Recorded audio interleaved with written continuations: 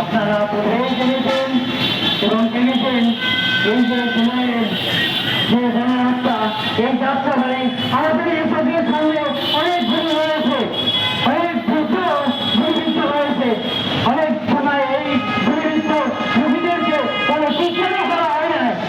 আর এই মুজিবের সরকারের অধীনে পুলিশ ভাইয়েরাও কোনো এই সুযোগ দেয় না যে কোথাও গিয়ে তারা ট্রিটমেন্ট করবে। তাই আমরা চাই যে আপনারা সবাই একতাবদ্ধ হয়ে এই গুণের মানুষের সাথে জড়িত হন। আর আমাদের যে 18 জানুয়ারি থেকে এই গুণের মানুষ শুরু হয়েছে, আত্মবাদী আমাদের আছে এবং থাকবে।